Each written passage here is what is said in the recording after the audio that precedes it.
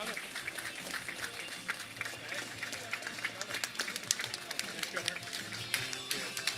there, how are you? Hey, baby, I got my mama back. Thank you for coming. Chris. Thank you. Hey, Howard. How you doing? Pleasure coming. See you. Good evening. How are you? Good to see you. Chris, Rick Miller. Good to see you, Rick. Nice to see you. Good to see you. Good man. Mr. Thanks for coming. President. How are you? Hey, man. How are you? Thanks for coming. All right. Good evening, good evening, good evening. You know, look, this is always a good moment for me when I come to a town hall and Mary Pat is with me and the hold room was in the pro shop. So it was pretty good. I could do Christmas shopping at the same time I was getting ready to do a town hall. So thank you all. And let me start off by saying Merry Christmas to everybody. This is going to be our last town hall before Christmas. And so I think it's smart for all the candidates to leave you alone for a little while and let you enjoy your Christmas celebration. We're going to go back to New Jersey tomorrow and get ready. I have to start my shopping. And so that is going to be interesting. And we all want you to enjoy Christmas and have a great, great day. I do want to introduce her, even though you all know her. My wife, Mary Pat, is here with us tonight.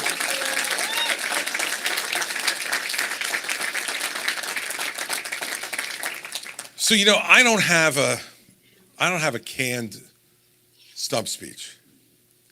I don't have something that I memorized at the beginning of the campaign and that I use every time I start something like this.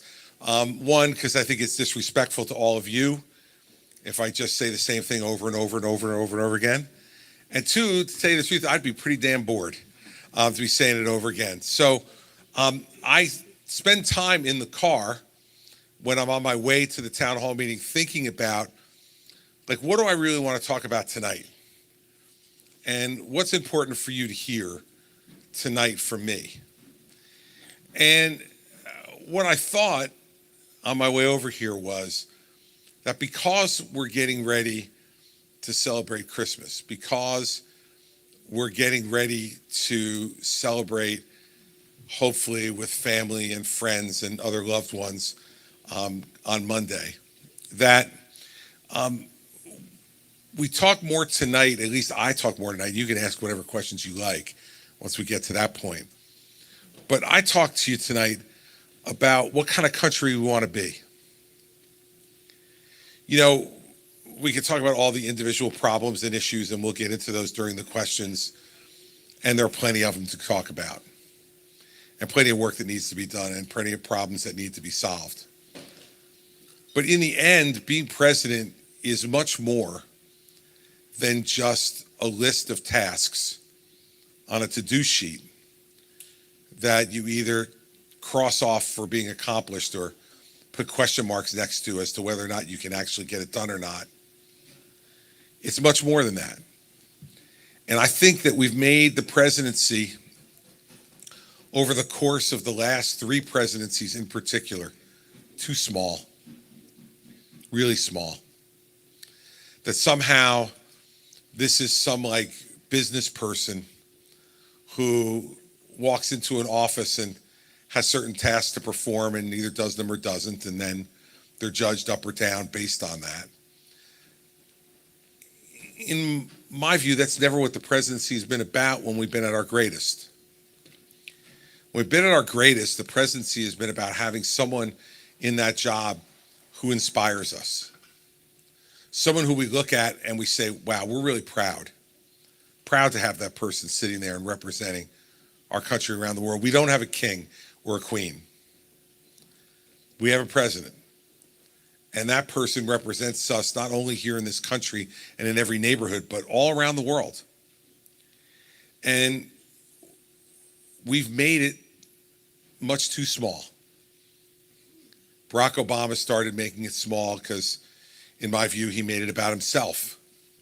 He was the cause, not you. He was Mr. Hope and Change.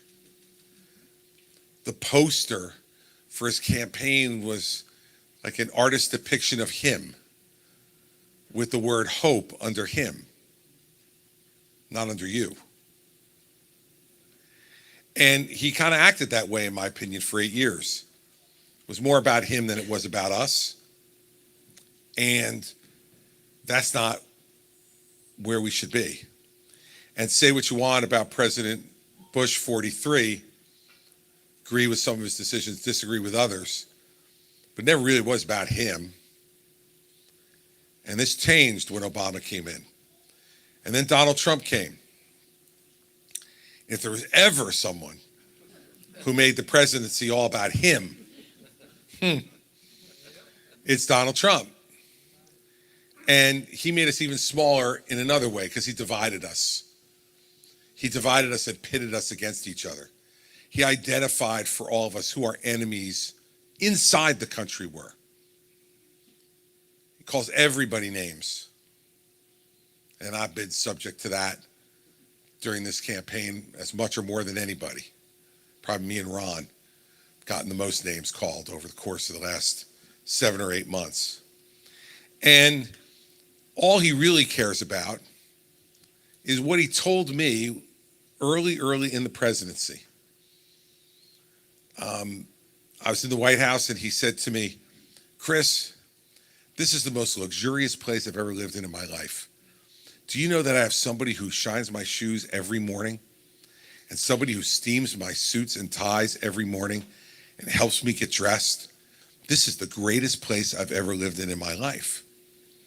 Now, of all the things that you could say to someone, and at that time, it was 2017, so I'd known him for 16 years. And I was the governor at the time. And for all the things you could tell someone about the presidency, what it's like to be president of the United States, for him, what it's like to be one of only 44 men in the 250 years of this country to have the honor to be president of the United States. He talks to me about shined shoes and steamed suits and who helps him get dressed in the morning. Meanwhile, this is a guy who claims to be a billionaire. So you would think, if he really is, he could afford to have somebody in his Trump Tower apartment or in his house at Mar-a-Lago or the place in Bedminster, New Jersey to shine his shoes and to steam his suit and help him to get dressed in the morning. What really excited him about it, I think, was that we were paying for it, not him. And that was the best thing he could say about being president early on. Tells you everything you need to know. And for Joe Biden, this is like, the presidency is like a gold watch. It's his retirement gift for, 40 years of service in the United States Senate and 8 years of service as vice president. At the end, Joe Biden, who had lost for president 3 different times, finally ran up against the guy he could beat, the luckiest guy in the world. Just the way Donald Trump was the luckiest guy in the world 4 years before that, because he ran against the only person he could have possibly beaten, in Hillary Clinton. And karma's a bitch, as they say. And 4 years later, it turned around, Trump turned out to be the only candidate that Biden could have beaten. But when Joe Biden got there, that's the way he treated the job, like a retirement gift. He looks tired. He looks old. He doesn't look up to it. Doesn't tell us the truth. Because if he told us the truth, he'd say, I'm old and tired. And what am I doing here? But see, his family is enjoying it too much. We can watch them do it, right? Jill Biden's at like every important football game there is, traveling all over the country in Air Force One. We all know what Hunter's been up to. His daughter not paying her taxes. His brother, his sister, all making money off of having the last name of Biden. About them. It's not about us. This country is its greatest when it's about you. And that the person who's president sees themselves as a vehicle to help you be the best you can be, to help your family be the happiest it can be, to get the heck out of your way and let you run your lives the way you want to do the basic things we're supposed to do. Take care of those who can't take care of themselves, protect you from crime, protect you from foreign invasion, and to set up the basics that allow our free enterprise system to work so that everybody who has a dream can help to make their lives the most they could possibly make it. And a president has to do those things when we're at our best, and then find the ways to challenge you and challenge the country to be even better. You know, George Washington, John Adams, Thomas Jefferson, our first three, they stood up and said, it's not good enough to be a part of Great Britain. We want our own country. And the only way we'll truly be free and control our own lives is to be our own country. And if you took a poll, which everyone seems to be slaves to these days, if you took a poll, the Crown would have won big time. The American people were not ready to fight the biggest, strongest army in the world for their independence. But Washington and Adams and Jefferson and Franklin and Hamilton inspired us to be more, to be better, and they led us. And 3 of those 5 wound up being our first 3 presidents. And I don't think that's any coincidence. And in the middle of the next century, when this country was even more divided than it is today, and Abraham Lincoln could have just let the South go, he didn't. He said, no, this country needs to remain united, and I'm willing to fight to do it, and I need you to come with me.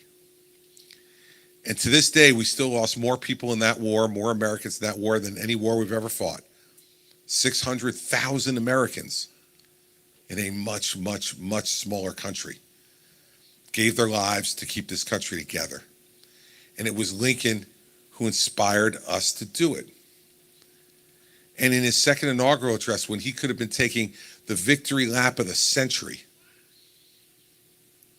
instead, he urged us to have charity to all and malice toward none. Imagine an American president today saying to the American people, have charity towards all and malice towards none. Can't imagine some of these characters saying that, can you? They want malice towards whoever they want you to have malice towards, so it gives them more power. Lincoln, at the height of the most powerful presidency this country has ever seen, didn't make himself more powerful. He urged us to our better angels. He said, put aside the bitterness and the anger and be better. We're better than that.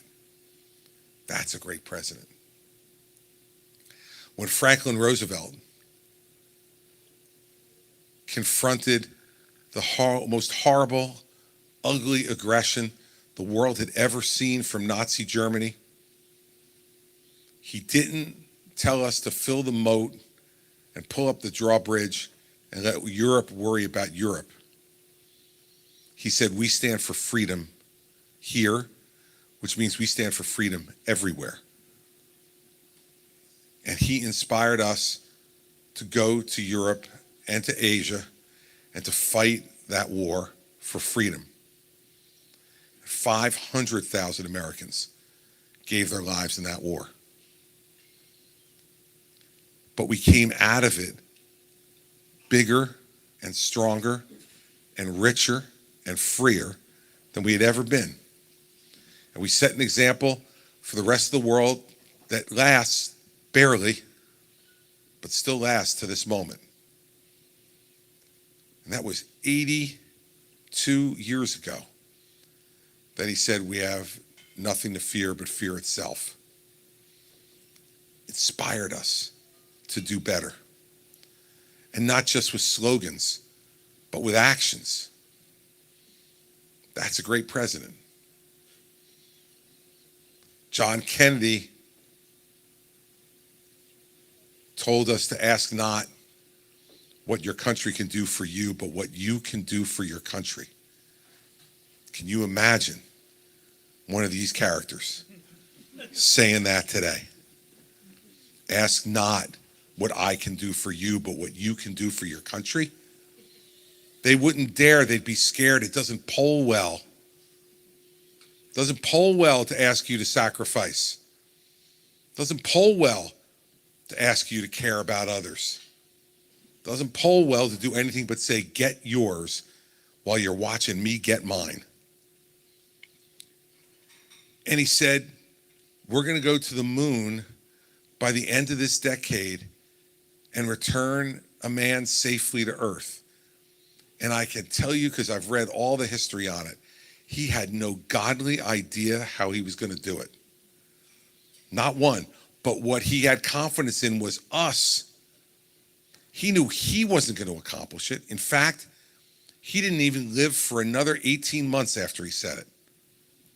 But he knew that we could do it if he set the goal for us and inspired us to do it. He had confidence in us. That's a great president. And Ronald Reagan, in a time when our country had double-digit inflation and double-digit interest rates and double-digit unemployment, when we had lines to get gasoline and odd even days to get gas based on our license plates, when we had the Soviets in Afghanistan and our hostages in Iran, and I was a brand new voter, getting ready to turn 18 years old. And I was hopeless. I was a freshman in college. Nobody I knew could get a job. My father had lost his. And the world was led by a president who told us it was our fault, that we had a malaise about us. Not his fault, our fault. And Ronald Reagan got elected president, and he said, government isn't the solution to the problem. Government is the problem. He took responsibility for the problems. He didn't lay it on us.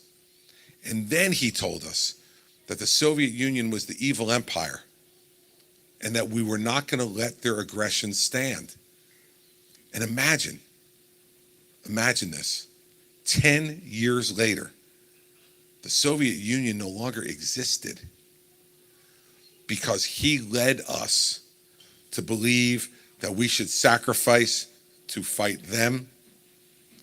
And he beat them without ever raising a gun or firing a shot or asking for one American to give their life. Just sacrifice some of our money and he would get it done. And as he left office, he told us that America would always be a shining city on the hill, a place that others wanted to come to because of everything we could achieve together. That's a great president. Not the garbage we have to choose from right now. Who stand up on a podium in this state just last weekend and say that immigrants from South America and Asia and Africa poisoned the blood of our country.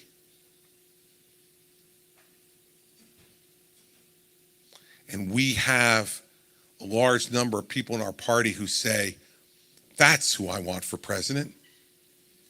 That's how I want to be represented around the world.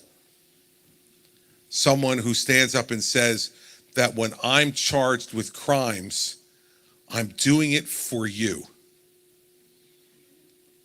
What exactly is that doing for you? A billionaire from New York who stands up and says, woe is me. Everybody's picking on me. That's a leader? That's a coward.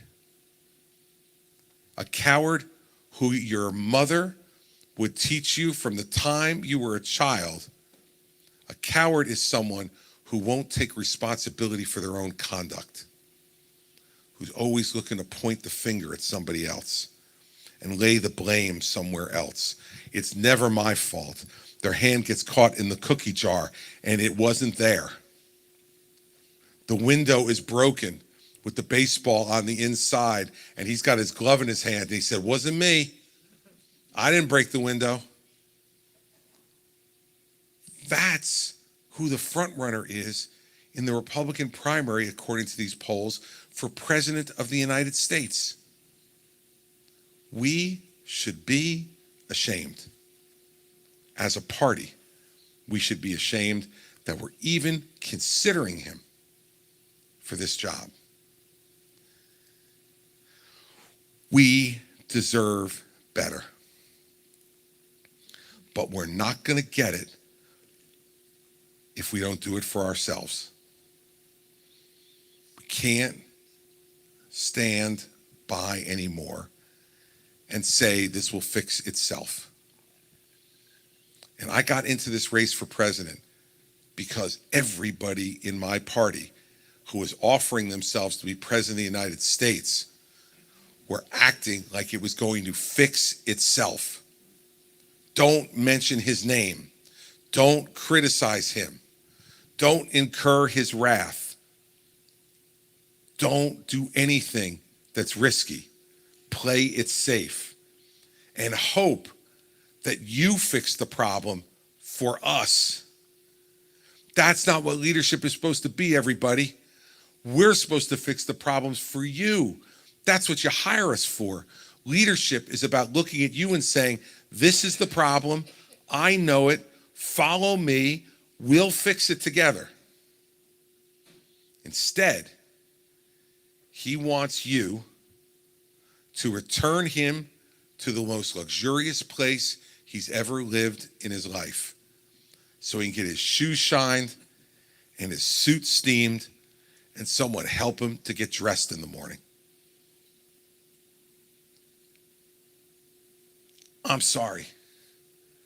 I can't stand by and silently acquiesce to that when I know the history of this country and what we can be and what we should demand and what we're entitled to as Americans for how hard we work every day and how much we believe in the underlying principles of this country. We will never love this country fully again until we love each other again. Until we have love in our hearts for every American, whether they're a Democrat or a Republican, whether they're independent, whether they're black or white or brown, whether they're rich or poor. If we don't do that, we will never be able to truly love this country, because no leader who says they love America can truly love them if they tell you to hate other Americans. If they tell you they're going to kick people out of this country who they call fascists, who say they're going to use the power of the office of the presidency to punish their enemies. He's telling you all this before he does it. The audacity is extraordinary. And we sit by, and I tell you, I run into voters in this state and other places all the time who say, well, you know, he got screwed in the last election, and so we owe it to him to give him back again. Well, he lied about that, but he's telling the truth now. He wants to be back there because he wants to be on a vengeance tour. He said, I will be your retribution. The theme of his campaign in 2016 is, I am your voice. 8 years later, he says, I am your retribution. I know he's a liar. But knowing him as well as I do now for 22 years, let me give you a hint. He's telling the truth this time. This is his last show. It's the last episode of The Apprentice. Except he's the apprentice. And we're hiring him for the most important job in the world while the world is on fire. While there's wars in Europe and in the Middle East and an aggressor in China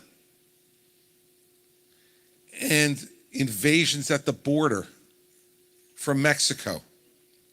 While all this is going on, we're hiring a guy who's telling us that he's in it only for himself.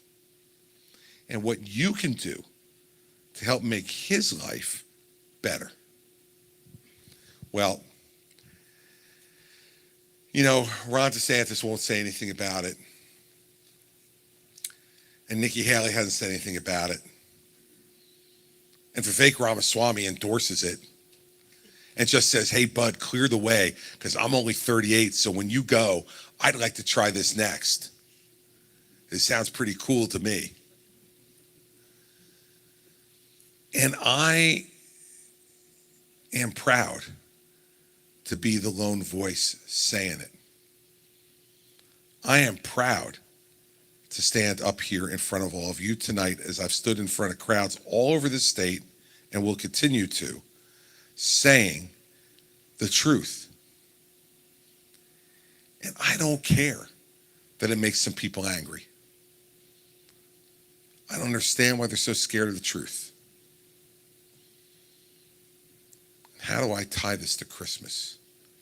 You're saying to yourself. He started this saying he was inspired by Christmas. Give this country the best present. Well, here's what it is. That's not bad, but it's not what I'm saying. I'm doing a house party tomorrow morning. I'll use yours tomorrow morning.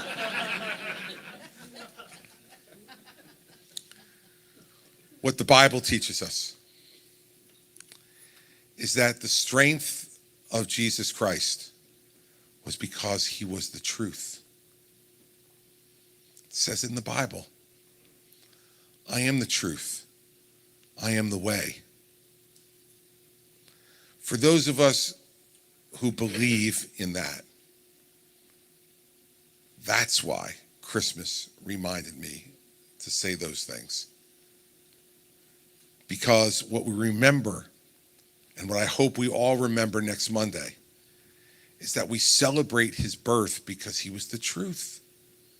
He was the way. And as my Jewish friends say to me, look, we got no problem with Jesus. We think he was a really good guy. We just don't think he was the guy. That's what you guys think.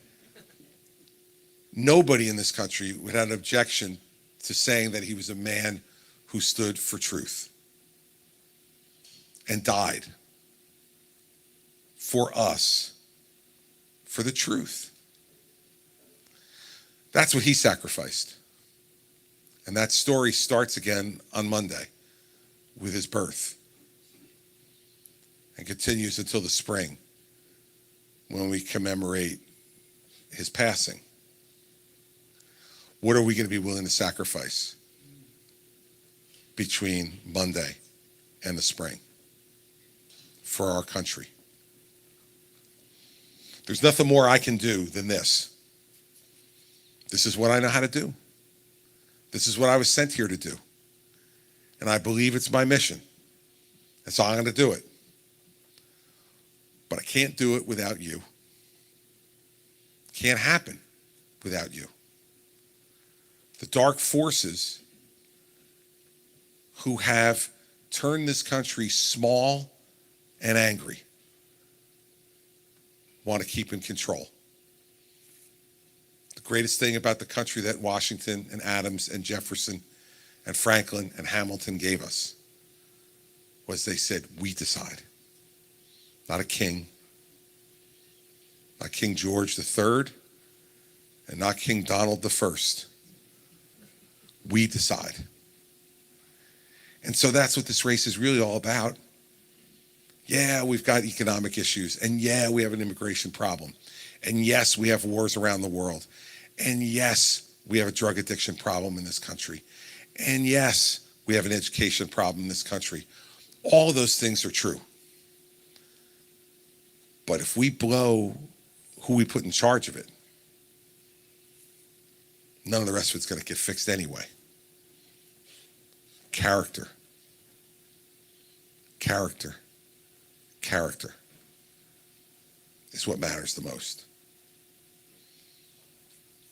And we've got a big decision to make. You got a big one to make in 4 weeks. And you all have no excuses. You know, if you live in New Jersey and your primary is not till June 5th, well, you know it's pretty much going to be over by then. Nothing's over now. You're the first. You've been given that privilege and that responsibility by the people of this country. And on January 23rd, we're going to see what you're going to do with it. But if he's back and he wins here on January 23rd, New Hampshire will have no one to blame but themselves. You'll be the ones who sent him off on the limo ride back to the most luxurious place he's ever lived in his life. Because the only thing standing between, at that point, standing between him and the White House will be 82-year-old Joe Biden. That is a very, very thin barricade, everybody. Very thin. So I'm challenging you as we leave here to take a few days away from the politics of the first in the nation primary, to think over the Christmas weekend what in your heart you want for this country, what in your heart you want for your family, what in your heart you want for our future, and then decide. I want your vote, of course I do. Wouldn't be here if I didn't. But what matters much more to me is that you search yourself to find out what you believe is the right thing to do for the country and then act on it. If you do that, that's all I can ever ask of you. And the rest of it is going to be up to the person you pick and what kind of person they are and what kind of leader they'll be or not. And so feel empowered by your position and feel enlightened and lifted up by this holiday. It is about birth and about a new beginning. And we need a new beginning for this country, built on the foundation of our past, but a new beginning for our country. I'm running to try to give you that new beginning, and I'll give you every ounce of energy I have to try to do it. But we got to do it together. So we are now going to go to questions from all of you. And your questions, as always in my town halls, can be about whatever the heck you want. And different than other town halls that you maybe have been to, my staff does not pick who is going to ask. We don't pre-screen our questions. For most of the people in this room, I don't even know who you are, what you really think, and what you might ask me. But guess what? That's what happens when you're president, too. You have no idea what's going to come across that desk every day. And you better be ready to answer directly to the American people who hired you and do the job. So this is good training for that. And you people are really experienced at it. So I'm ready to answer your questions. Raise your hand. We got people with microphones, and we will go. So who wants to start? I'll give you mine. Governor Christie, in the spirit of the season, and because you just mentioned the word character 3 times in a row, and obviously you believe very deeply in that, I'm asking your permission to relate a little quick anecdote about your character, which I personally know. I happen to have been present at another primary campaign when an elderly gentleman in the back row keeled over, unconscious, to clamor from everybody in the audience. I and another physician ran over to his assistance.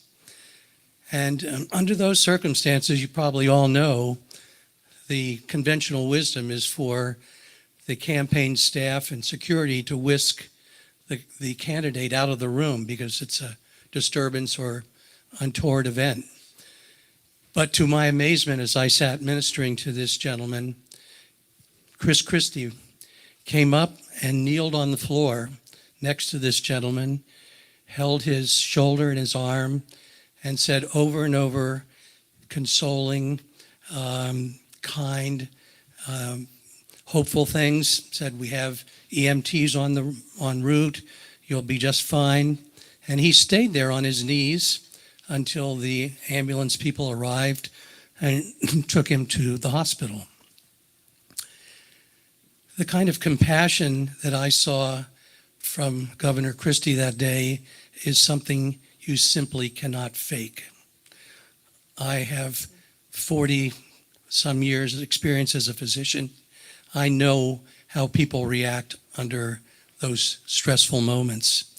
He exhibited a kindness, a humanity, and a compassion that I would want to see in the White House.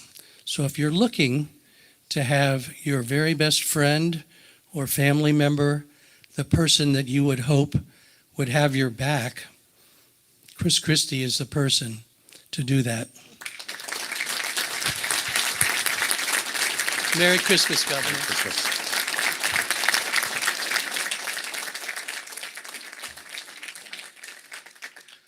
I remember that, and I was really glad you were there. Because all I was trained to do was get on my knees and say really nice things to him. If he were counting on me to try to save his life, it would have been a really ugly ending. But I was glad you were there too. And look, like in the end, the only thing that I want to say in response to that is that's what we're supposed to do. And that was the reference I was making to opening your hearts and loving every American. That's what we're supposed to do for each other. We're not supposed to be doing things to each other. We're supposed to be doing things for each other because we share a common goal and a common purpose and a common belief in the goodness of this country and the goodness of other human beings. And so, yeah, I remember that, but I'm really glad you were there. Would have been a tragic result if you were not. Can I just say one Yeah, more thing? sure.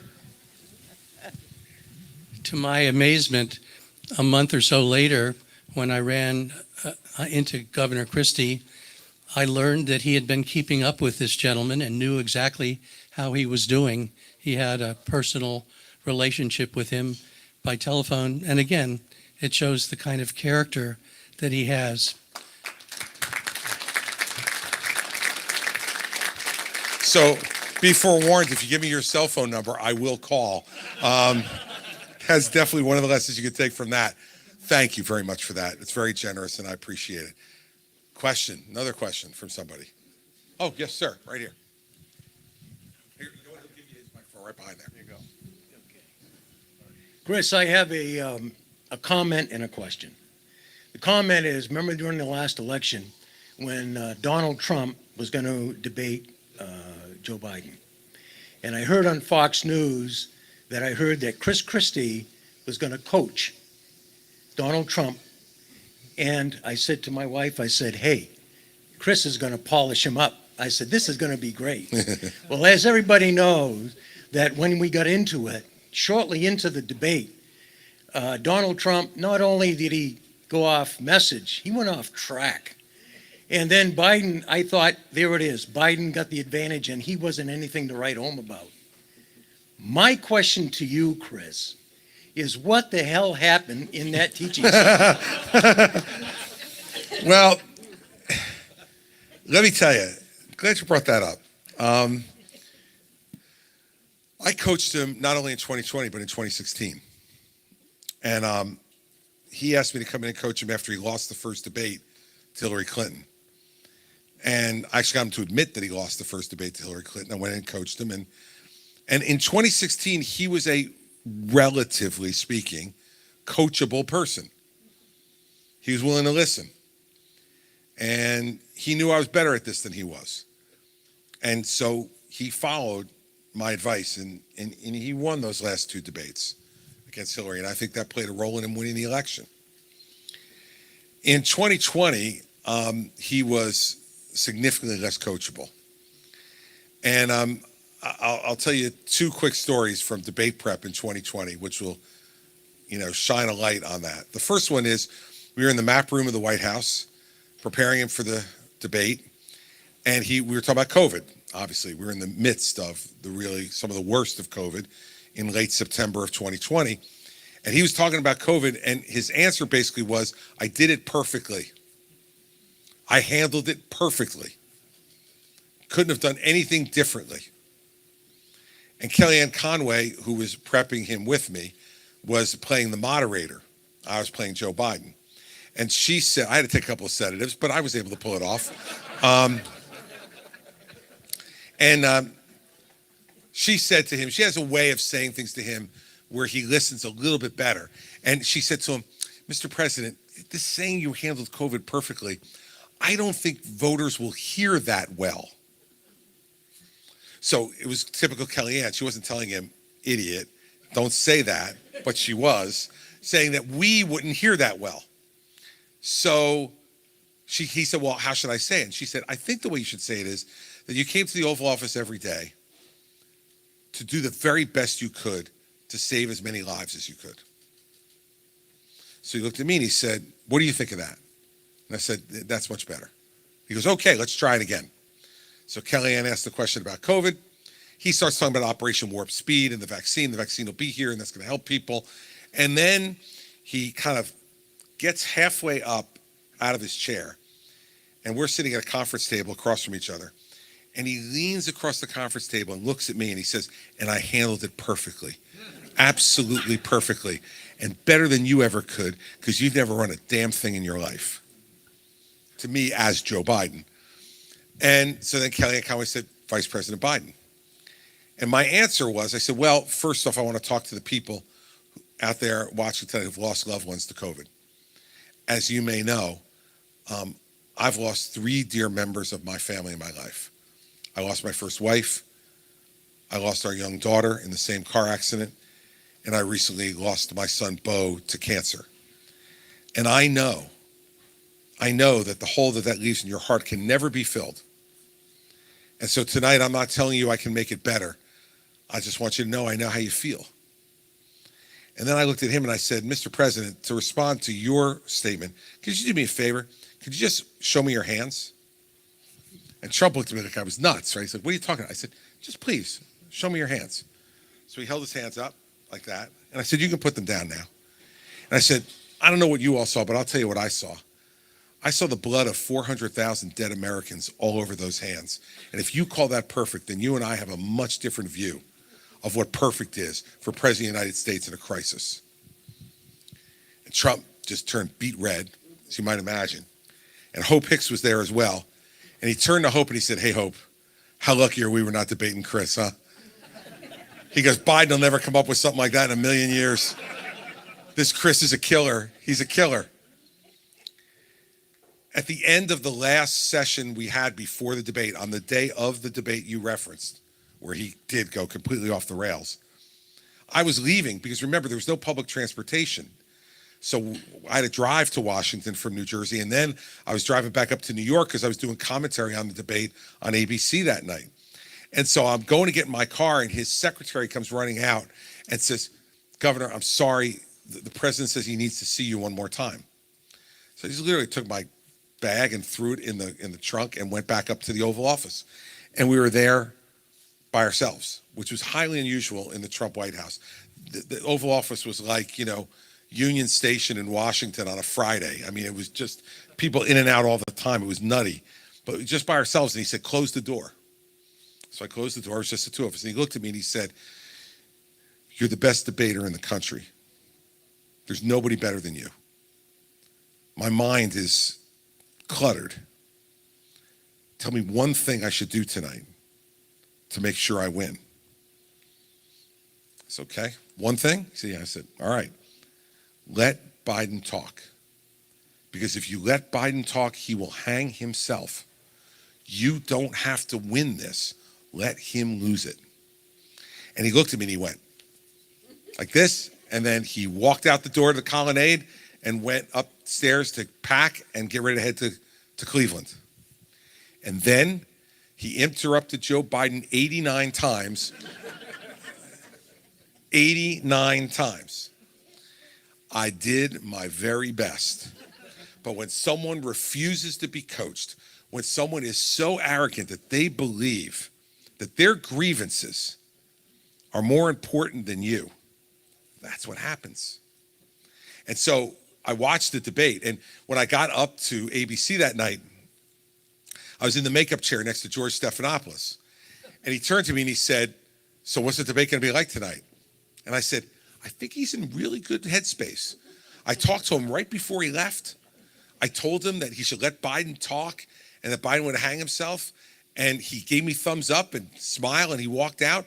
And George said, that's good advice. I said, yeah, I think, George, if he does that, Biden's going to have a problem. I go, you bet.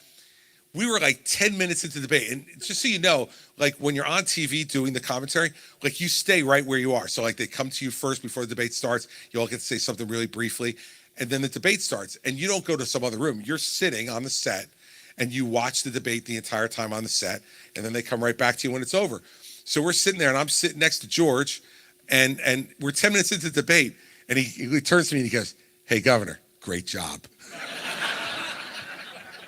So George Stephanopoulos had exactly the same feeling you did. And believe me, his refusal to debate this time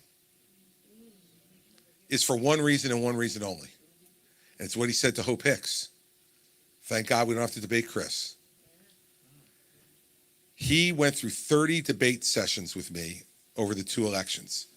He knew what he was in for. And he ain't coming on that stage. I guarantee you, though, if there comes a day when I'm not in this race, he'll show up then. He's not afraid of anybody else. And the problem for us as a party, if he turned out to be our nominee, is because he hasn't showed up for the debates, Biden won't either. Joe Biden, I'm going to predict this to you, if Trump were ever the nominee, and I'm working as hard as I can to make sure he won't be. But if he were, Biden's going to say, well, Trump didn't respect the debates in the primary. Why the hell should I come and debate him in the general? Don't you think the American people are going to demand that, though? Well, the American people can demand all they want, but I think Joe Biden's going to say, and the other thing he's going to say is, I'm not going to debate a criminal. This guy tried to interfere with the election. He tried to overturn the election illegally. He's under 4 different indictments, and I'm not going to get on the stage with him.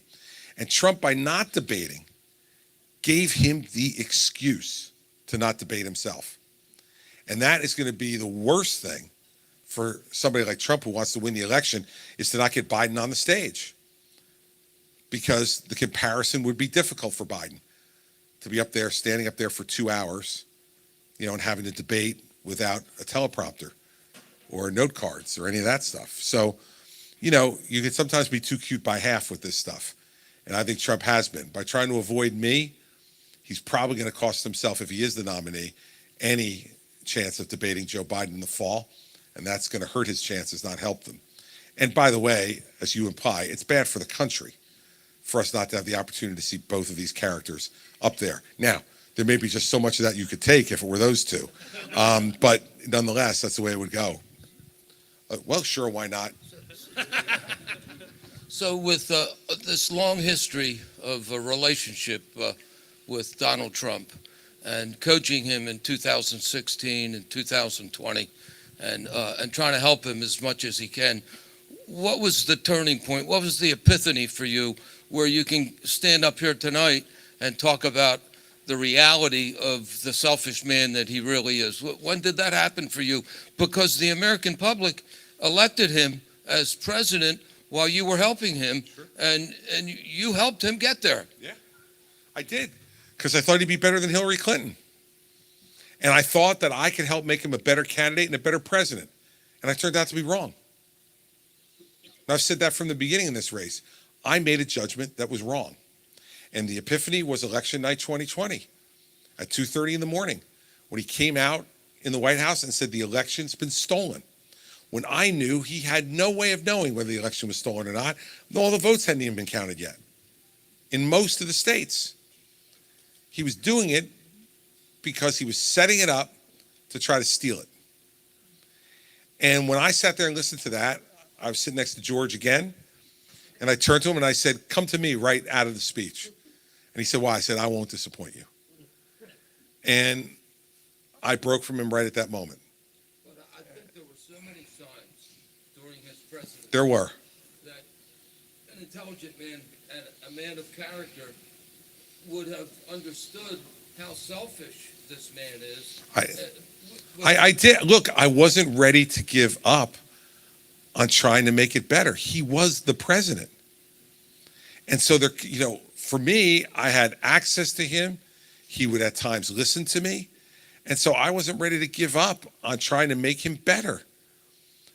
And what was the alternative? I was looking at 78-year-old Joe Biden who couldn't put two sentences together. We had a series of bad choices, really bad choices. But in the end, the fact that I didn't like his tweeting or I didn't think he was fair about one thing or another is much different than undercutting our democracy.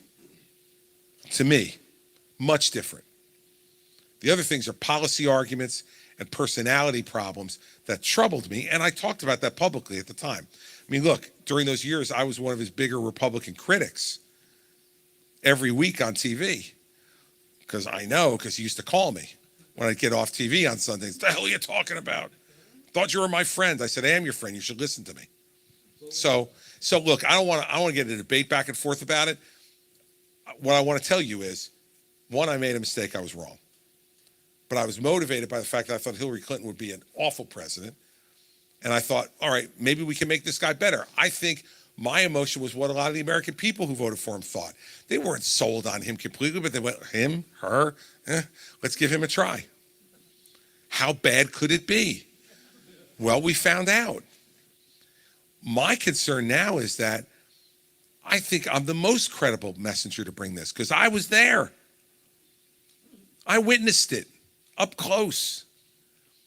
If I'm saying it, people should take it seriously because I saw it. It's not like I'm observing from 1,000 miles away. I'm seeing it and watching it. And in the process, I'm admitting the mistakes I made too. If you're looking for the perfect candidate, you're not going to find them. They're not here. He comes on Monday, as we were discussing. The only perfect one I've ever known. And the fact is that, but no one else that I've seen in our political process right now is admitting, or very few are admitting, that they were mistaken about him and that he should be stopped. It's a short list. It's a short list. Questions? Governor, Merry Christmas to you and your wife. Growing up in New Hampshire, I've been seeing presidents and presidential candidates come through our towns since, I think, the Ford administration. But you, sir, are the first candidate that ever looked me right in the eye and said, "I'm going to shine my own shoes." I applaud you for that. My question is, as a young man watching candidates come through, I can remember the days when we were proud of Ronald Reagan, but we were also proud of Tip O'Neill. And, I'm sure there's other examples of that along the way, but those examples don't exist anymore. And you brought that up where you said it's time for America to be proud of their president again. And I think that if you're elected, that we can ensure that America will be proud of their president. But as the de facto leader of the Republican Party, what can you do as the leader of this party to make us proud of senators in your party, members of the House of Representatives in your party, and maybe even be an example for the Democratic Party as well? Well, it's a really good question, and I think that the last part of it's even more important than the first part. Like, look, I was governor of New Jersey for 8 years, and for all 8 years, I had a Democratic legislature. And it wasn't even close. It was like 25-15 in the Senate. It was 48-32 in the lower house. Like, wasn't like a vote here or there, you know, and I'm there. It was big margins. And so what I had to decide early on was, what kind of governor was I going to be? Was I going to just be a headline maker who threw bombs, stood in the corner, held my breath, and went, oh, they're not doing it, it's all their fault? Or was I going to come to the center of the room and extend my hand and say, all right, I know we don't agree on everything, but let's try to get some things done. And the best example I can give you of that is the beginning, even before my term started, during the transition in 2009, I decided to go down and see the new Senate president. Now, the new Senate president was a guy named Steve Sweeney. He is president of the iron workers in New Jersey. So another shy and retiring guy like me. So he's in South Jersey near Philly. I'm in North Jersey up near New York. So I said to the troopers, because you get them from the time you get elected, I said to them, look, I want to go down to the Senate president's office. So, well, we looked at the schedule, sir, you don't have an appointment. I'm like, yeah, I think you'll see me if I show up. And they said, okay. So I went down there and walked into his office. His secretary was completely alarmed. And she's like, you don't have an appointment. And I said, well, is he here? You know, I'd like to just spend a couple of minutes with him. So, well, let me go see. So she knew he was there. He went back, and then I found out what the problem was. Steve had just come from the gym. He didn't have any appointments today. He was in sweatpants and a T-shirt and sneakers. He comes out. He's like, Governor-elect, I didn't know you were coming. What are you doing here? And I saw I was in the neighborhood. I decided to stop by. And he looked at me and said, bullshit. He said, your neighborhood's 2 hours away. And I said, I thought you and I needed to talk, and I wanted to do it now. Let's go in your conference room.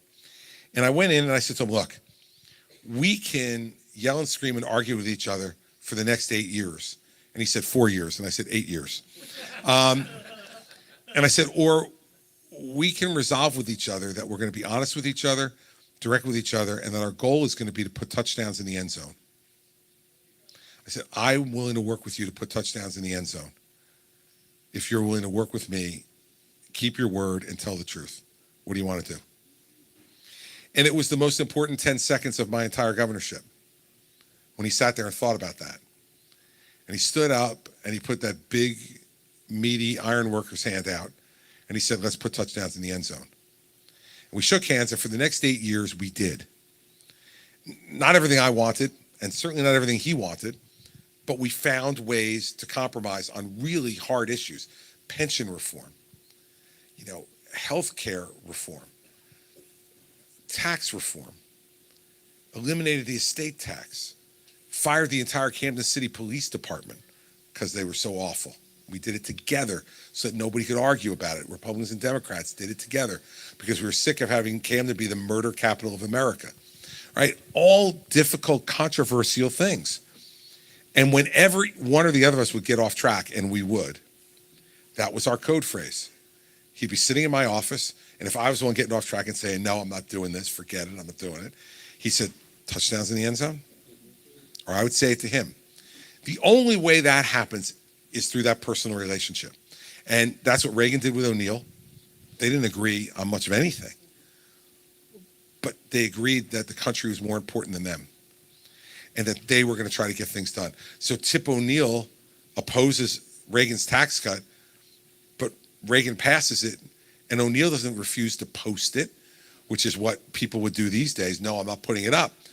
O'Neill said, you can get the votes, I'm putting it up. They reformed Social Security together. They reformed immigration together. Sound familiar? Sound like things we need to do right now? And so my view is that what's much more important than me worrying about my own party is to be the kind of president who is welcoming to the other party and showing them that if they negotiate with me in good faith, I'm not afraid to make a deal. Compromise is not a dirty word. And when you set that example, your party's got a choice, follow or not. And when you're the president of the United States, you got a pretty good bully pulpit and a pretty good home field advantage.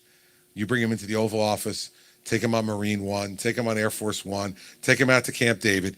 You screw that up, you're bad at this business. You're not good with all those advantages. And that's the way I'd go about it. I've had the experience to do it, and that's the way I would do it. And sometimes it would make members of my party angry. And sometimes, like with Sweeney, I remember going down the bottom of my driveway one morning, on a Sunday morning, I picked up the largest newspaper in the state, took it out of the bag, opened it up, and the headline said, Sweeney, I want to punch Christie in the head. That was not one of our shining moments. We had fights and arguments. You're going to have that. But at the end of it then, like 3 days later, I called him after he cooled off and said, all right, what did I do to tick you off so badly? And let's get together and have a drink and figure it out. And that's what we did. And sometimes I had to apologize to him. And sometimes he had to apologize to me for saying on the record he wanted to punch me in the head. Because he had big hands. It would have hurt. So I think that's what we need to do again in the country. And I'm coming out with a new book on Reagan in the beginning of February that I've been working on for the last year. And the title of the book is What Would Reagan Do? And it goes through his entire life, chapter by chapter, and pulls from that section of his life a lesson that helped him become a better president. And I know what Reagan would do right now. He would bring the country together. He would say, enough of the arguing and the bickering and the anger. We're the luckiest people in the world. We're Americans. And we need to do this. And he'd inspire us to do it. And so this leadership comes from all different kinds of people. I mean, he was just an okay actor who had a lot more capacity inside of him than people knew. And he led us. And so sometimes you take chances on people and it pays off, and sometimes you take chances and it doesn't. But with him it did, and I would follow that blueprint that I started in New Jersey, but that he taught me when I watched him from 1981 to 1989 with he and Tip O'Neill. Yeah. Right here.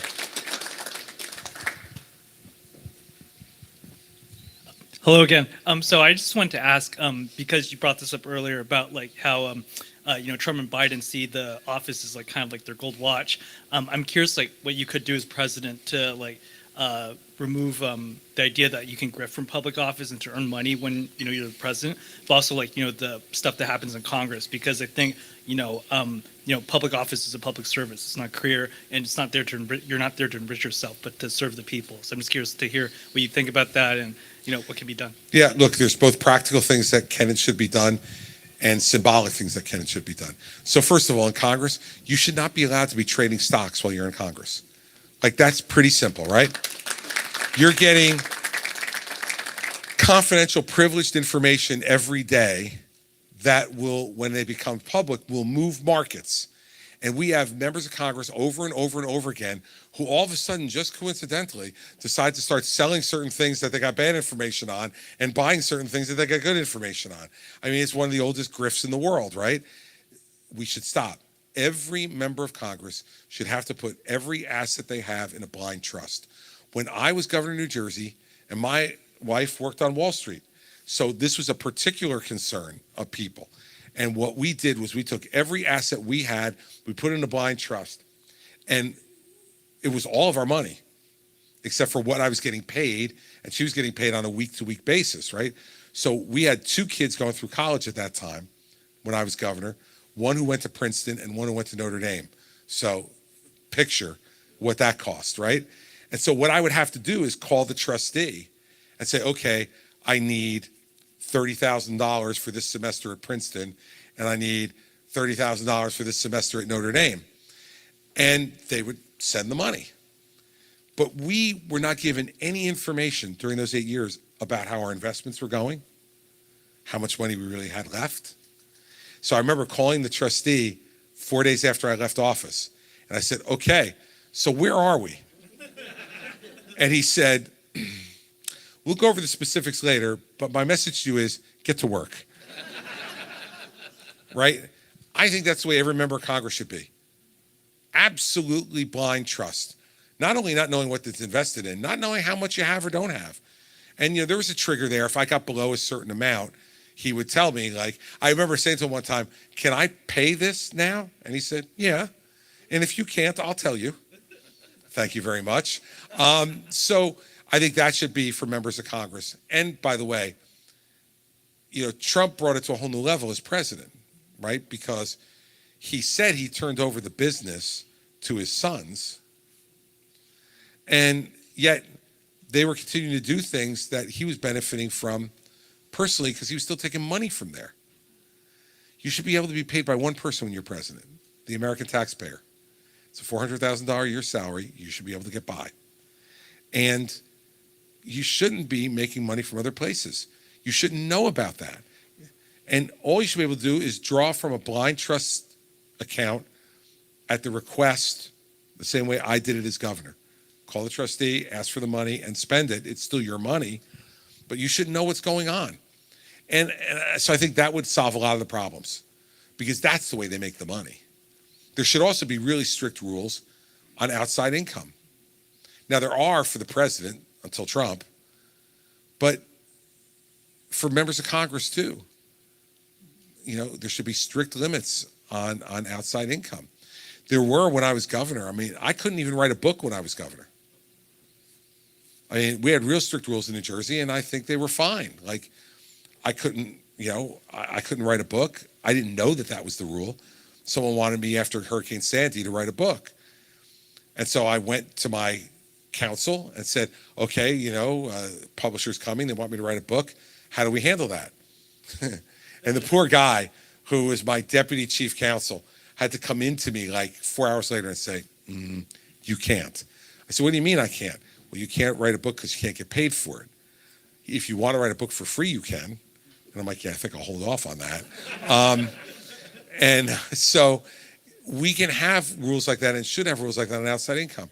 A president should be influenced by only what he believes is the right thing to do for the country, and not by what financially is going to help him. I would extend the same thing to his family members, because what we've seen both in the Trump administration, I mean, think about this. In 1 year, when they were working in the White House, Jared Kushner and Ivanka Trump made $34 million while they were working in the White House, because they said, well, we can do that because we take no salary for working in the White House. Right? We've seen what Hunter Biden's doing. How about Hunter Biden sending all these paintings? Have you seen the Hunter Biden paintings? Would you buy any of them? I mean, but it turns out that major Democratic donors buy them. I mean, come on.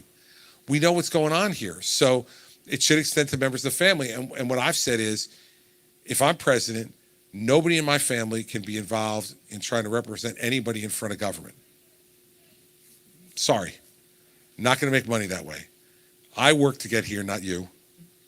And you're not making money off of it. Find some other way to make money. I've got a brother and a sister and a 90-year-old father. I don't think I'm going to have to worry about him, but he's probably watching on live stream tonight. You're not allowed either, Dad. And, that'll be it. And I think that's the way we have to do it, because it is, especially the last two presidents, it's reprehensible. And it makes the American people feel like they're being taken. Yet, we're actively considering sending one of them back. Breathtaking. Yes, sir, in the back. And folks back there are allowed to ask questions too. Just because you're in the cheaper seats, it doesn't mean that you don't get to ask questions. So I'll keep an eye on you too. Yes, sir. Thank you very much for coming tonight. And thank you. There's a reason why I shook your hand tonight, because I started getting close to you during the Hurricane Sandy down in your wonderful place. What got me attracted to you and how you spoke and how you dealt with your constituents down there, such a devastating time, was when you walked side by side with President Obama. I'd just like to know what you talked about. And I know it was monumental, but it shows your character. And this gentleman over here talked about your character. And that's what attracted me to you long ago. I said, there's something about this guy.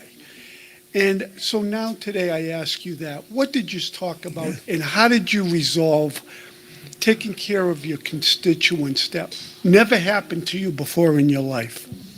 Well, I mean, remember what Hurricane Sandy was like. It's 11 years ago now.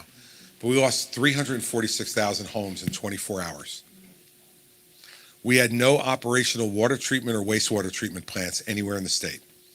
Every major state highway was obstructed with debris.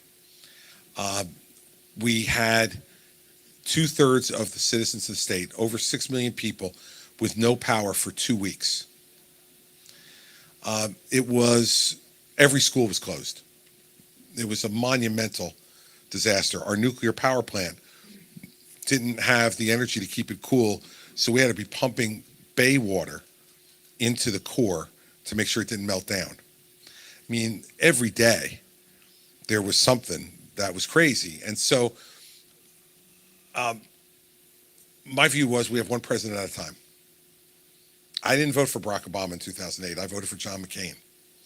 So as this was happening, the first night, my staff, as we got to the end of the first night, and we were exhausted, the president had called me already to ask me how things were going and asked me what I needed. And I told him I needed him to do the emergency declaration to free up the FEMA money. He said, fine, I'll sign it right now. And he said, and here's a number. And if you need anything, this is my personal number. Call me anytime, night or day. And I thought he might actually mean it. So I took it. And that night, my staff said to me, he's going to ask. Now remember, just in case you forget, Hurricane Sandy hit 8 days before the presidential election. 8 days before Obama and Romney. I was keynote speaker for Romney in the 2012 Republican convention and was his number one surrogate on the road and had raised more money for Mitt Romney than any elected official in the country. So it wasn't like I was playing a minor role trying to defeat this guy, right? So my staff said to me, he's going to call and he's going to want to come. What do you want to do? And I looked at them like they were nuts. I go, what do you mean? If the president wants to come, he comes. And I welcome him. And that's the way it's going to work. And I don't want any of you, we got enough problems on our hands. How about you leave the politics to me? I'm better at it than all of you. So you go keep doing the job we need to do, and I'll handle the politics. And the next morning, Tuesday morning, 1 week before the election, my phone rang. They said it was the White House. Can you hold for the president? Yes. It was Obama. He said to me, how are things going? I gave him the update for the morning, and he said, Chris, I'd like to come tomorrow and see this for myself. But if you don't want me to come, I understand that. And I said, Mr. President, of course I want you to see this, and I want the people of our state to see you caring about them. So if that's the attitude you're coming with, you're welcome to come. And he said, that's the attitude I'm coming with. I said, great. You tell me where to meet you, I'll meet you. And Air Force One landed at Atlantic City Airport. And that's when we had the infamous hug, right, that people talk about between me and Obama. Let me tell you, I'm from New Jersey. I know how to hug. We hug all the time. That was no hug. We shook hands. Here, why don't you stand up for a second? I'm going to show you how this worked. So, you're me, I'm Obama, okay? He gets off the plane, I shake his hand, he goes like this. Don't even go any closer. That was it. That was the hug, right? You must not be from New Jersey. So, and then we traveled around. So you want to know, what do we talk about? We got into the car, into that big limousine, and he wanted to be briefed on power and all the things that I talked about. What's going on? What are we doing? What more can we do? What do you need? And I went through that list of them. So the initial ride in the limousine was very business oriented, and we went to a neighborhood in Brigantine, New Jersey, which had just been destroyed. In fact, we went to a neighborhood that was across from a marina. Now I want you to picture this. The houses are right across from the marina. There were boats stacked 3 and 4 high on each other in between the houses. So now Obama, who's from Illinois, right? We're walking down the street and he sees these boats and he says, why do they keep the boats that way? Mr. President, the boats were in the marina. The tidal surge drove them across the street. And as one and another, the tide kept getting higher, it was stacking on top of the other ones. And his mouth was wide open. He was like, that's not possible. I'm like, take a look, it's possible. And we went from home to home and we met with people who couldn't live in those homes right now because they were completely flooded. And we just talked to them. And he asked them, how are you doing? What do you need? What can we do? How can we help the governor? And then we had a press availability, and we answered questions from the press.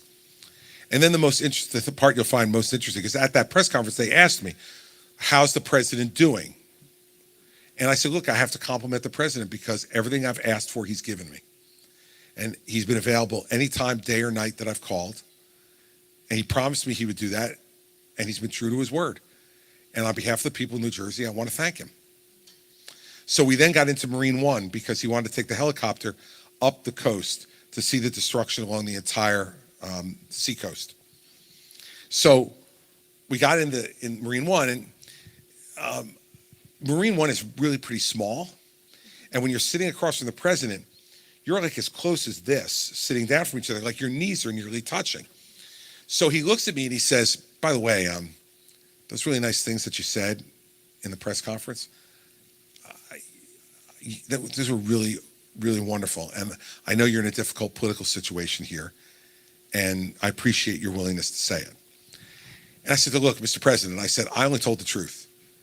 If you had done a lousy job, I would have said you were doing a lousy job. But you're not. You've given us everything that we need, and so you deserve those words. And then there was this like awkward silence, right? Because now, what do you say to each other? And I'm feeling like a little bit dishonest. So I look at him and I go, you know I'm not voting for you, right? And he burst out laughing and he goes, Chris, of all the things I'm worried about right now, that was not one of them. I know you're not voting for me. And I said, good, Mr. President, because I didn't want to mislead you with the kind words, like I am not voting for you. And we spoke in the time between then and 2 days after the election, we spoke every day. Sometimes twice a day. He'd call me from Air Force One. Now look, he's a politician too, and he's cute. So like one day he calls me from Air Force One near the end of the week, and he says, Chris, you know I'm in the middle of this re-election thing. I'm like, I'm aware, Mr. President. And he said, and you know, it's a tough race. I said, uh-huh. And he said, and when a tough thing needs to be done, you always get a guy from Jersey right near you. And he said, I have a guy from Jersey with me. And he wanted to say hello. And I said, okay. So he hands the phone over, and I hear the voice of Bruce Springsteen. Now, this is completely dirty pool to do to a guy from New Jersey of my age, because you're like, oh my God, it's Bruce, right? And so Bruce is on the phone complimenting me, what a great job I'm doing. Thanks, it's really great, Sarah, great. He gives the phone back to the president, and he goes, President says to me, anything else? And I said, very dirty pool, Mr. President. Very dirty pool. So we had a lot of conversations over that period of time. Most of them were really substantive. A few of them were entertaining, like that one. But we treated each other like real people and who had a job to do. My most important responsibility was getting my state on the road to rebuilding and recovering as quickly as I could. And his job was to help me achieve that goal. And we did it. And, you know, I've gotten criticized by any number of Republicans. You heard Vivek Ramaswamy, you know, on the debate stage say, why don't you go and hug Obama again? I mean, now, you know, Vivek was, you know, what, like 15 or something back then? I'm surprised he even remembered what went on. But, you know, I have no regrets. And I would do it exactly the same way. Because my job, the oath I took, was to serve the people of my state. I took an oath of office, not an oath of party. And my job was to do my job. And that's what I did. And if I had to do it all over again, knowing everything I know and all the crap I've taken from certain people in my party, I'd do the exact same thing because it's the right thing to do. Yes. Right? Are you raising your hand? No, you're good. Go ahead. So they're going to bring you a microphone. Hello. Thank Hi. you. My question pertains to our children and our next generation. Your son and my daughter both just graduated from Providence College. Go Friars. Go Friars. Big And win last night over Marquette. Huge win. Very big Huge win. Yes. Thank you. Yeah. So with regard to them, I have my daughter who just graduated. I have a son who's currently a junior at Tulane. And, you know, in conversations with them and their children and their friends, that generation is very discouraged. They don't remember the Tip O'Neill bipartisan years that we all remember. All they know is that the polarization in this country is at an all-time high. They don't see an end in sight. They're worried about paying off college debt. They think they'll never be able to afford a home. They are concerned about earnings not keeping up with lifestyle. So what is your message to them? And if elected to the White House, what would you do to help that generation? Well, look, my message to them would be to tell them that I felt exactly like they do right now when I was their age or even a little younger. Because as I said in the open, like at 18 years old, I went to the University of Delaware. My dad had lost his job. I was borrowing most of the money that it took to be able to even be there. I had some scholarships and I had loans. And I saw no hope in sight. And I feel like if you talk to my generation back then, they would sound a lot like the generation of our 23-year-old and 20 or 21-year-old children, right? And first thing I'd say to them is, you live in the greatest country in the world, and so the first thing you need to do is to have faith in the fact that you're better being here than you are being anyplace else in the world. There's going to be more opportunity than there is anyplace else. You can't see it right now, and I understand why you can't, but there is. Second, hopefully we give them a president who tells them that and takes actions to be able to help make their lives better by lowering the amount of deficit spending and debt in the country so that interest rates go down and inflation goes down. So they're not as worried about what they're going to have to pay back or whether they're going to be able to afford to borrow to buy a home because interest rates are too high. You tell them about their student loans. Look, we're going to do the best we can by cracking down on colleges to lower those costs for the people who are about to come. And what I would do, I would tell you, is if tuition goes up more than the rate of inflation, we pull their federal funding from every college because it's ridiculous. I'll give you an example. Our daughter, who's older than our son who just graduated with yours from Providence, went to Notre Dame, graduated in 2018. Her last annual tuition was $62,000 a year. Our daughter now, our youngest, is a junior at Notre Dame. Her tuition this year is $81,000 a year. It's gone up $19,000 in less than 5 years. It's ridiculous. And we should say to these colleges who gather enormous endowments that I don't know what they use them for, and continue to raise tuition at this rate, no more. I would say, here's the deal. You raise total cost, not just tuition, because then they play games with the other stuff. Total cost, more than the rate of inflation in that year, we withdraw all federal funding, including no student loans to your students. Because then students are going to go, oh, can't stay here. I'm going someplace else where they don't raise the tuition that high. We need to impose restrictions on these colleges and universities. They've gotten completely out of control because there's limitless money. Because they say, oh, good, we raised it $19,000 in 5 years. No problem. Just borrow more. And they leave these kids in enormous debt, which makes them despondent coming out. Now, Mary Pat and I came out of school with big debt because then I went on to law school and borrowed the money to go there. So it took us 10 years to pay our loans back. And we didn't buy a house for those 10 years because we had to pay those loans back. But by that time, we were in the late 80s, early 90s. We felt pretty good about the fact that that investment turned out to be a good investment. That's the other thing you have to do, is have, as the economy grows, it gives them hope because they're going to be able to get jobs that pay more and that give them an opportunity to live their lives that way. The hope a president can provide is both material, by doing things that will keep costs down, and inspirational, by reminding them of the things they don't know and giving them a vision for where we're headed. And that's one of my biggest problems with this race is it's all about yesterday. The Democrats are about what we didn't do. Trump's about what was done to him. Everybody's looking backwards. And that also is depressing. You know, I remember when I was trying to decide whether to run for governor or not, I had a good friend of mine who was in his late 60s and was U.S. attorney with me. He was in Utah, I was in New Jersey. And he said, hey, I hear you're thinking about running for governor. And I told him all the reasons why I shouldn't. You know, it's a Democrat state. There's a million more Democrats than Republicans. The guy I'm running against was the CEO of Goldman Sachs. He's going to outspend me by a fortune. And he looked at me and he said, you know what, Chris? He goes, I'm an old guy now, and much more of my life is in the rearview mirror than through the windshield. And when I look at that life, he said, the only things I truly regret are not the things I tried at and failed. It's the stuff that I was too afraid to ever try. And now I'm too old to ever try it again. And that's the kind of inspiration we need to give to kids. It's like, I understand that there's some fear and trepidation. If you didn't have some, you'd be stupid. But all of us have been able to get it done. And your family have given you a leg up by helping you get to a college education and get to some place where you need to go, give you the tools you need to be able to make the most of your life.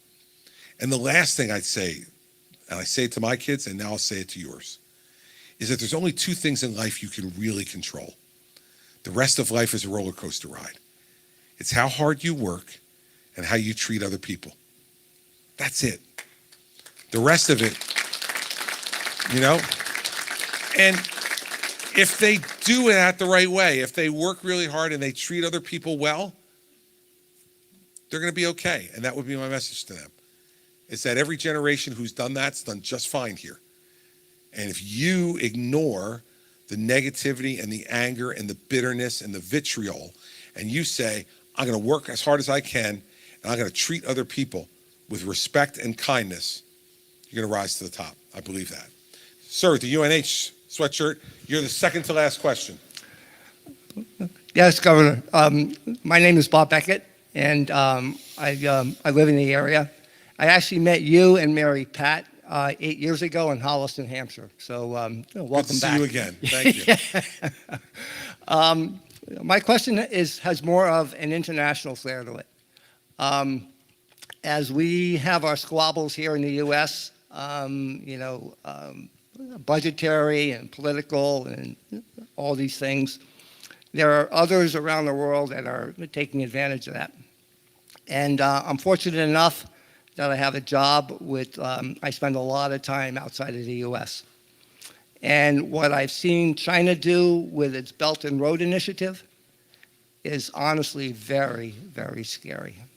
The influence that they're buying, the positioning that they're getting for raw materials that are going to be so important in the next generation economy is staggering. So while we're doing all of our infighting, others around the world are taking advantage of it. And I honestly don't think that there's enough attention in Washington on this, because I think from a strategic perspective, it's probably one of the most critical things that goes unspoken about. So I'd just like to hear what your thoughts and comments are on that. Yeah, look, I think you read it predominantly correctly, that we've been asleep at the switch. And I think it initially started after 9/11, when rightfully we had our focus on trying to prevent another terrorist attack and focus on retaliating against the people who did that to our country. And it gave us a very, very myopic focus. Remember what President Bush said at the time, whether you perform the terrorism yourself or you harbor a terrorist, you're an enemy of the United States. Well, that gave us a very, very narrow focus. And we needed to have that narrow focus for a while, but it extended for probably longer than it should have. And then President Obama was not interested in engaging the world in that way. And President Trump is clearly not willing to engage the world in any way. And President Biden is running around starting and putting out fires all over the place. And so we've had a period now, you could argue, for nearly 20 years, where we haven't been doing the kind of engagement with the world that we should. And China has taken advantage of that. And everything you just said is correct. They have done this Belt and Road Initiative. They have garnered great influence with a number of African countries where a lot of the precious materials that we need to develop some of the new age technology that we are using now and want to continue to expand on, they're going to have a lot of control of those materials. What do we do? Here's the other side of that coin, which I think is going to provide us with an advantage if we have the right president over the next number of years. All of that spending they did is now catching up to them. for a few reasons. They have debt in that country that is breathtaking. They have built entire cities in places where no one lives.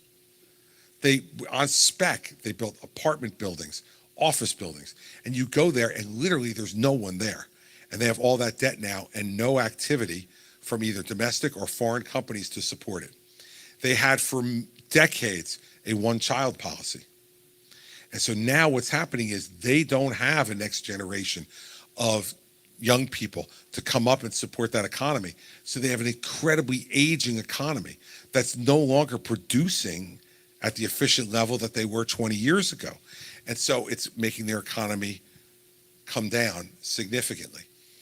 At the same time, because they want to compete with us militarily, they've been building up their military at an enormous rate, faster than we did at any other time other than World War II. That's very expensive as well. So we have a moment here where they're in some trouble too. President Xi didn't come to San Francisco because he wanted to see the Golden Gate Bridge, okay? He came to San Francisco because he wanted to be with all those American business people and have them continue to invest in him.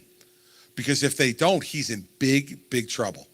So, correct, right? So now, what do we do in response to that? This is when a president who knows how to bring the country together goes to our business community and says, all right, we've helped to build this Chinese economy over the last 50 years since Nixon opened the door there. It's now time for us to get something in return. And we need for you to work with us to put a bit of a vice on the Chinese economy, to tighten it a little bit, to make sure that they understand that your investment is discretionary, unlike in their country where investment is mandatory. And that is the advantage we can take at this moment because of the crisis that is developing for them. And that's leveraging they don't have a private sector to speak of. We need to leverage our private sector against them. And it's not about pulling things out of China. I'm not going to advocate for them to take anything out of China necessarily. It's just not to give any more because they've gotten used to eating at a rate in China of capital that they need our capital to help satiate that appetite. And if we pull back, we're going to get their attention really quickly. And a guy who is a dictator, and remember something, Trump was up here last weekend. He said, Xi is a great leader because he controls 1.4 billion people with an iron fist. Like, that's something that the American president should be saying admiringly. Like, I'm sorry to keep going back to that stuff, but every time I go into a different part of the world and I think about what he was talking about in this state last weekend, it's just breathtaking that he's saying that stuff. What I would say to President Xi is, you know, you've had a lot of advantage for a long time, but me and our private sector, we need more from you now before you get any more from us. And we need to craft agreements on those precious metals and other items in Africa. We need to fashion agreements regarding the stealing of intellectual property that they do from us every day of the week. You want us to continue to invest in your country? We're willing to consider it. But in return, you have to play with us in a different way than you've been playing with us for the last 20 years. And I think you need a president who will be taken seriously, who will take the time to study and learn every nuance of it that needs to be learned so that when he sits across from a guy like Xi, it's a negotiation that can go in our favor. And we need somebody who's not going to allow having his rear end kissed by some dictator to turn his head and make him give things away. Remember, Trump made a trade deal where he said it was the greatest trade deal of all time with China. They have complied. Let's just take the agriculture part for a second. They've bought a third of what they promised to buy already by this time, a third. And they're paying no penalty for that. That's the great trade deal that Donald Trump negotiated. So that's the way I would deal with China. And I appreciate the question. And I can take one more before I let you go home. You already had one, so I'm going to go to you. Just a quick one. Trump cut off funding for WHO. Biden reinstituted it. Which way do you go? I do not want to continue to give money to a World Health Organization that is going to be dominated by China. And what we learned during COVID was we couldn't get information out of the World Health Organization because it was bad news for China, right? Because what it was going to show was that COVID started in a lab in China that was funded in part by the World Health Organization. So it was both in the World Health Organization's, interest and in China's interest for us not to get that information anytime quickly. And so I have no interest in investing in an organization that is going to be dominated by one member. And even if it was just dominated by us, it's not right. It's supposed to be to prevent what happened in 2020 and 2021. In fact, it made matters worse, not better. So I pay people based on performance, and their performance stinks. And so I got other things I have to pay for, and that wouldn't be one that I'd be looking to pay for anytime soon. So I am.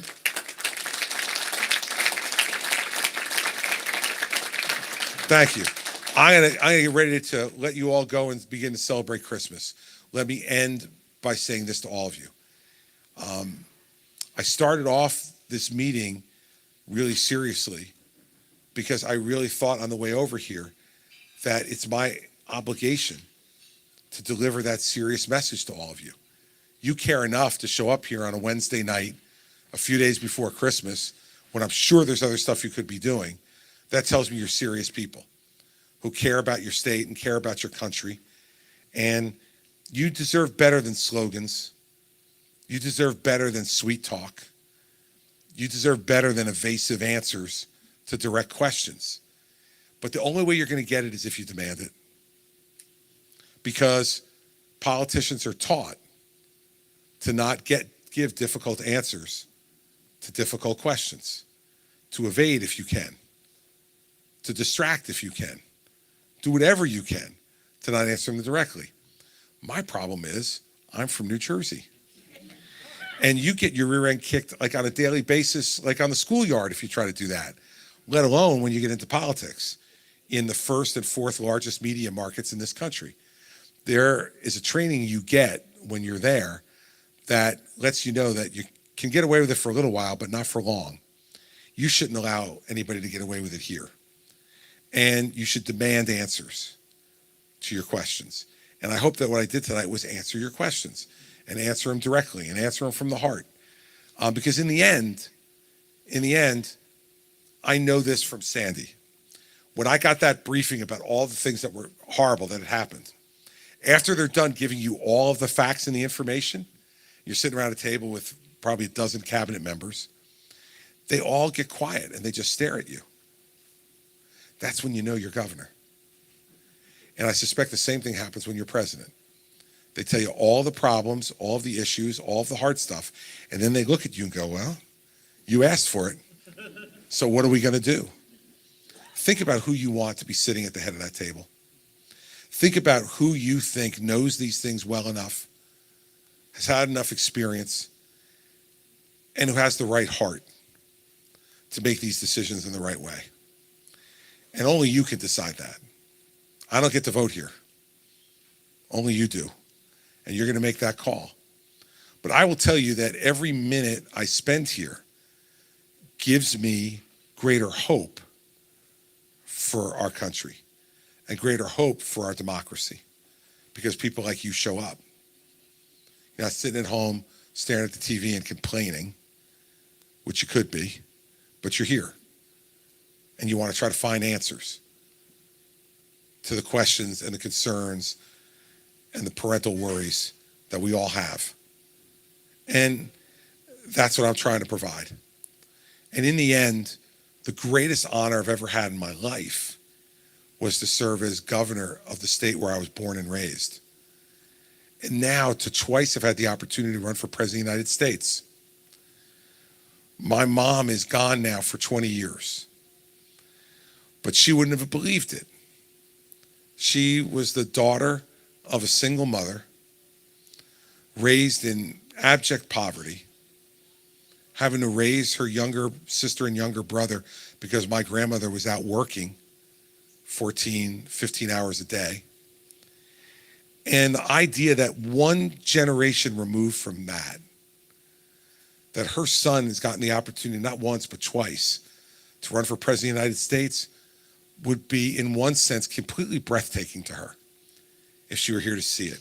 Unfortunately, she never saw me be governor, and she didn't see me get to do this, at least not with me. Although I suspect she's been watching a lot of it. And maybe it's been a gift because she had a lot of opinions. And I would have been hearing all of them, I can guarantee you. But one of the great things that my mother said to me, which I've tried to use to guide my life, and certainly to guide my political life, is she used to say to us two things, say to me in particular, two things all the time. One was, she'd say to me, Chris, you have everything you need to achieve anything you want in life if you're willing to work hard enough for it. And she'd say that over and over and over again to remind me the responsibility is on me. I've been given everything I need to succeed. Now it's on me.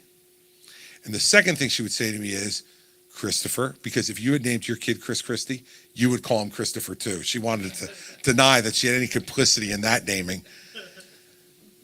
She'd say, Christopher, be yourself, because then tomorrow you don't have to try to remember who you pretended to be yesterday. And my entire political life's been guided by that advice. And I do it because it's the right thing to do, but I do it too as kind of a tribute to her. And I used to say all the time 8 years ago when I talk about her that in our family, in the automobile of life, my dad's a wonderful guy. He's watching tonight. He's 90 years old. He's totally with it and active and driving and, gosh, dating a 74-year-old woman gives hope to everybody, doesn't it? You know, in the automobile life, though, growing up, he was the passenger and my mother was the driver. She was judge, jury, and executioner. She loved the last part the most. And she was the person who set the tone and set the rules. And I know that if she were here now, she would be telling me to do this. She would be saying to me, God gave you that mouth. Use it for something good. And so part of all this is a tribute to her. Is I know that she believed I was given all these gifts and that she wanted to make sure I used them and used them for something more than just making money for myself, but to do something for the country that gave her father the opportunity to become an American citizen at Ellis Island 4 days after he was born on a boat on the way over here. And her father, my grandfather, became a citizen that way, and his grandson could be president of the United States. There is no other country in the world where that can happen. And so when our kids say, woe is me, and they have some basis for it, I remind my kids of that every day. Only here could this happen. No other place in the world could it ever happen. And so we don't have any excuses. We just have challenges. And we have to decide, do we meet the challenge or don't we? And we not only need to demand that of ourselves, we need to demand that of every person who comes in front of you and asks for your vote. And if they don't give it to you, you don't give it to them. And so we're going to keep working as hard as we can to make this country richer, freer, stronger, and more filled with opportunity than it was when we got here. I'm not going to be a part of the first generation who gives that away voluntarily, and I hope you won't either. So thanks, and Merry Christmas to everybody.